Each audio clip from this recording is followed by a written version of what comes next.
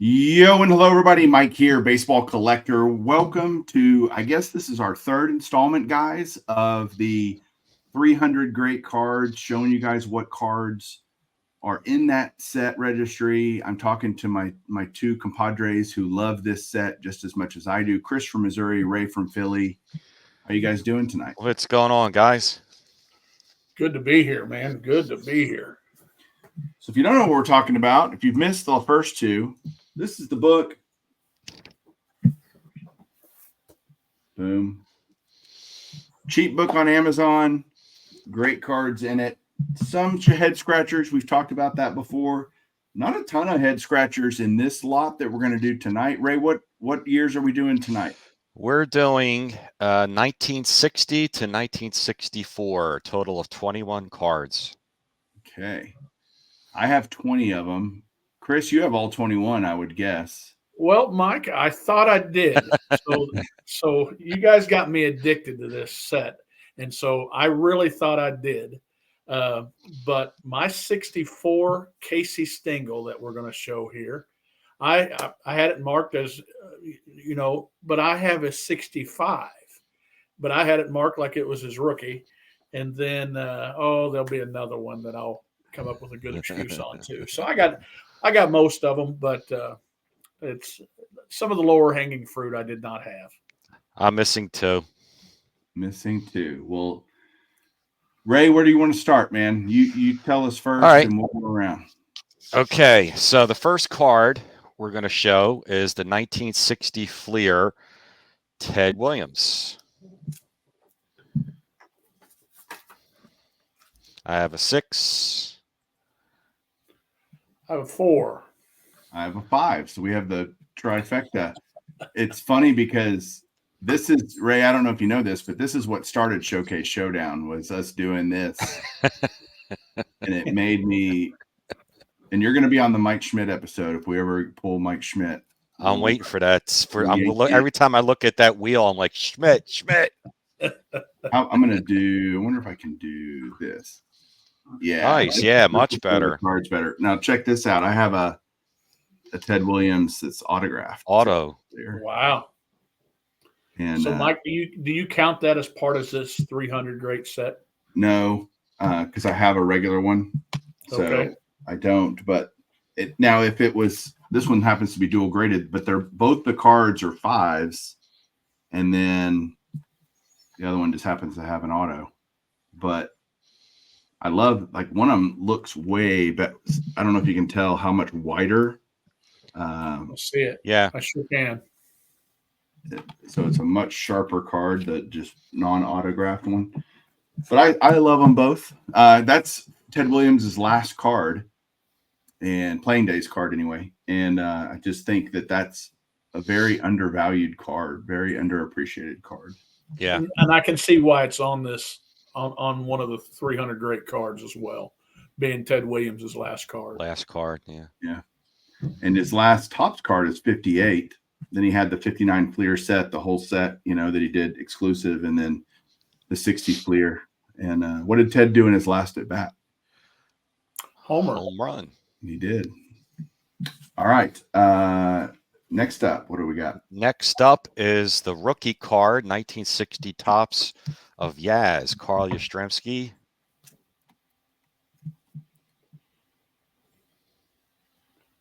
Got mine in a 5. Me too. I have a 6 and a 3. And I have the 3 because this is a childhood. I probably bought this card when I was 12 years old. It was the first vintage card I ever bought. Nice. And I had it raw forever, and then sent it in myself. It's got a 2 as the serial number to start. So that was a while ago. But I bought a 6 just to have a better copy, a higher graded copy in my collection. But I don't do that often. But for that card, I did. All right. Cool.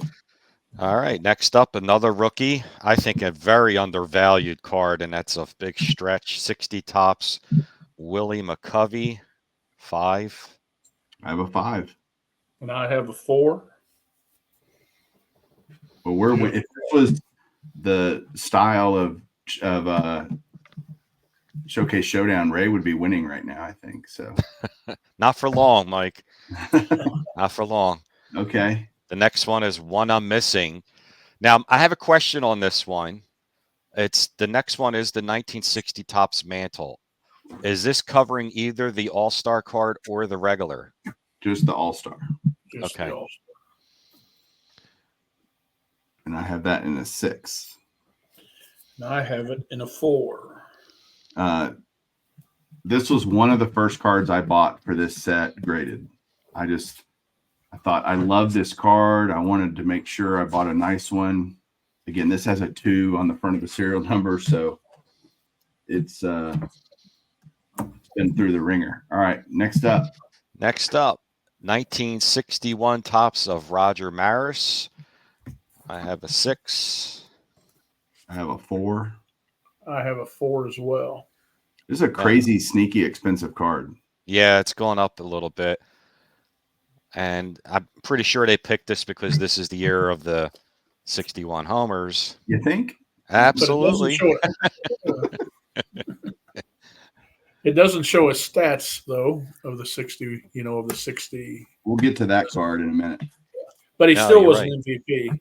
He still was an MVP. So. Next up, and I forgot, I didn't know this card was in the set. I thought this was just in the post-war rookie Hall of Fame set. And I'm glad we're doing this because there's a lot of these cards I haven't seen in years. I haven't taken these cards out to look at them. And that's the 61 Topps Billy Williams. I have a 7. I really didn't know. I forgot this card was in this set. I have an 8 OC. Nice. Wow. I have a 5. And then I have an autograph version, not 1, but 2. He has a nice autograph. Why not just have 2 of them? I mean, everybody needs 2 autographs of his rookie card. Yeah, I mean, I remember seeing one at a show, and I couldn't remember if I had one not too long ago at a Dallas show, and it was like $30 for a slab. I'm like, I don't care if I have one or not. I'll take that for $30. Sure. And recently, like post-COVID, like, all right, fine, I'll buy it. All right, next up we have the 1961 Topps Ruth hits 60th homer. I have another 8 OC. I've had this card so long. Great. Nice card, yeah. Love it. So, guys, when I first started, I think I told you all this in a previous episode, but when I first started this, that I said, I'm going to do 1960 and beyond, and so not go before that in the 50s and back. And so I was able to get some good grades, Mm-hmm. All right. What we're going to continue, that would be coming up is none of the 1961 Topps. Don Larson pitches perfect game. And this is a nice looking card. I have this on an 8. I have the auto on this, and I still count it as that place. Absolutely. That's a beautiful spot for the autograph. Yep. So cool. This game was on MLB Network the other day. Oh, really? And I watched it. We were talking about it because Campanella looked so pudgy. There's an interesting story with that game. I don't know if you guys have caught the Yogi Berra It Ain't Over documentary. Great documentary. Well, there's his granddaughter was talking about how Yogi's wife was pregnant at the time, and she said that if Don Larson got this last batter out, they were going to name their child after him, and the last batter was Dale Mitchell. So they had a Dale Berra who ended up playing for the Pirates in the late 70s. Interesting. So I thought that was cool. Sure. All right, so we're now this next year. This is very heavy year. There's a lot of cards representing this year in 1962, and this next one is a 62 post serial, Roger Maris. I did a video on this the other day. Mine has evidence of trimming. Oh, really? You sent it in? Don't they all Yeah. have evidence of trimming? They're all hand cut. I think this was out of the magazine though, with the perforated edges. So What's Yeah. your back? Is your back? so that's not. Yeah. Yeah. I love it though. Well, Okay. now we're coming up to a lot of 62 tops. This many. That's a lot of 62 top. That's a lot of 62 tops. Yep. And I got to be honest with you, I never liked this set until the past few years. Now I love this set. 62 tops Roger Maris. I have this one in a 4. I also have a 4. I have a SGC 5. Nice. Nice. Chris wins that one. And staying on the roll with the 62 tops. I love this card. 62 tops Manager's Dream with Mantle and Mays. I can't remember the guys' names in the back behind them. I knew the answer and now I forgot. I think one is definitely Hank Aaron on the right. On the left, I think is Elston Howard, and I can't remember the guy's name in the middle. I have a 5.5. I have a 5. I have a 5.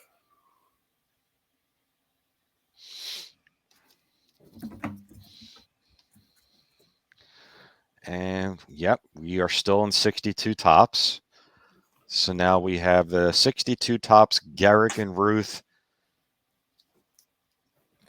I have a 7. I have a 6. I have a 6 as well. This, of course, is the famous picture on Lou Gehrig Day in July 4th, I think it was 38 or 39. Green tint. Green tint. Nice. Yeah, people don't know that 62 has a few cards in green tint. I know one of them's Al Kaline. I thought you were going to try to tell us that was autographed. Dude, that would have been awesome. Well, 62 tops of the Mick. I have that in a 4.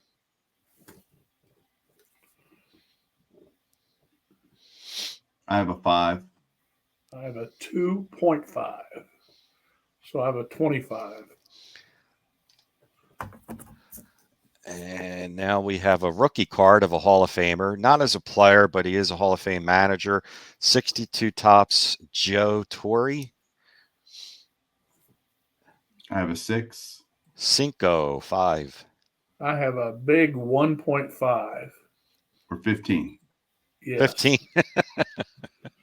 A lot of my cards, older cards are like that just because I was, I got them graded myself. And after about 30 or 40 years in my collection, sorry I treated them as bad as I did. They were well loved. There you go. Okay, and keeping with the theme of 62 tops, this is one of my favorite Mays cards, 62 tops Mays. A 4.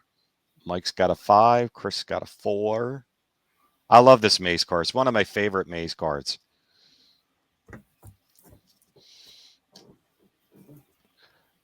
And God, we're still in 62 tops.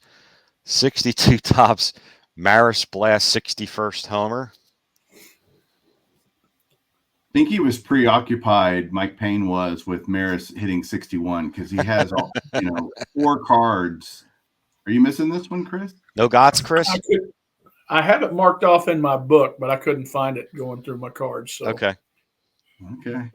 But I will find it sometime.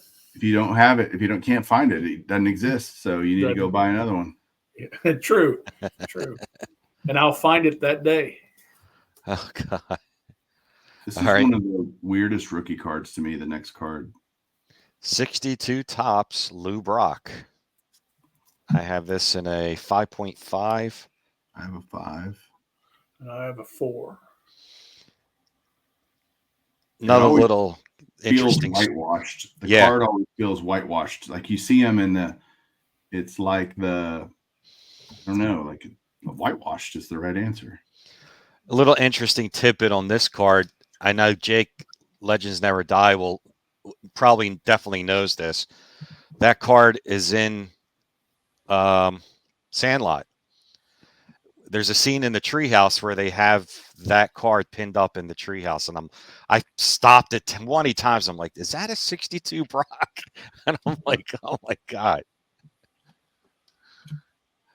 Next up, we got we're finally out of 62, so now we have 63 Topps. Stan the Man Musial. This is his last card, so just like Ted Williams, they're picking his last card. It's a great card of his. Yeah, definitely. Wish he had more. For sure. And this one, me and Mike are out. I'm out. Chris, you do the honors. Pete Rose rookie. Damn.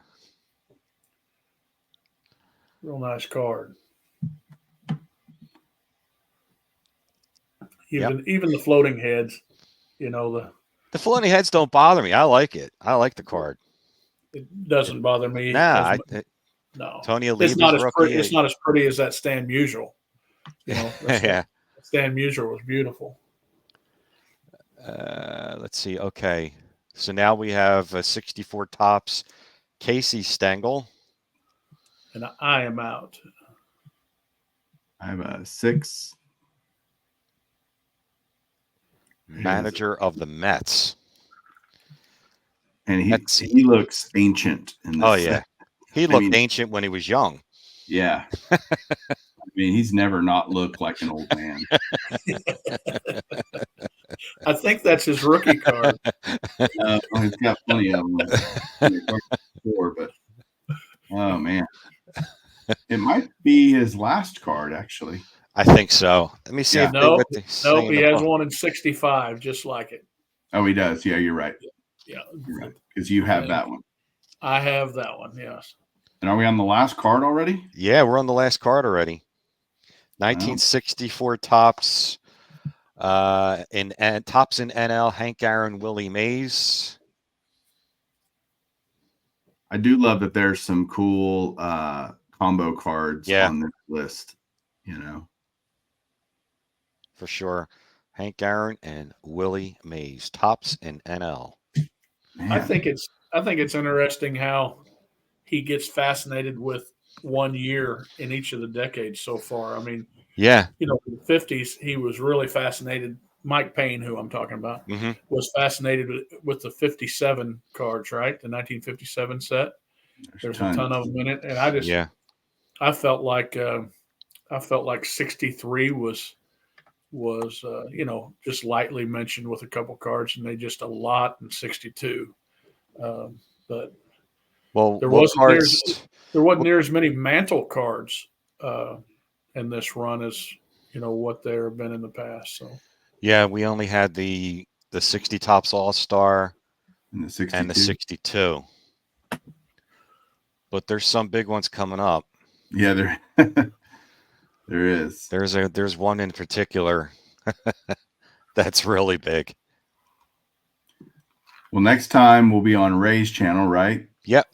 And we will go finish out the 60s. And hope you guys are just enjoying us showing off our cards. Like Ray said, it's an opportunity for us to pull cards out and put them together, and that we haven't maybe looked at in a long time. It's, to me, that's the best part of this kind of thing, and show you guys some cool cards and maybe get you interested in this set. So yeah. Also, if they could pick up a book, the 300 Great Baseball Card book, it's like you said, it's relatively inexpensive, and you can see some really nice cards. And if you're a vintage collector, you can see, not necessarily vintage later on, but you can see how many cards you might have in this set already. Yeah. Well, that's it, guys. That was quick and easy. Thank you guys for being on with me and going through this. Lots of fun. So we'll catch you guys on the next time on Ray's channel.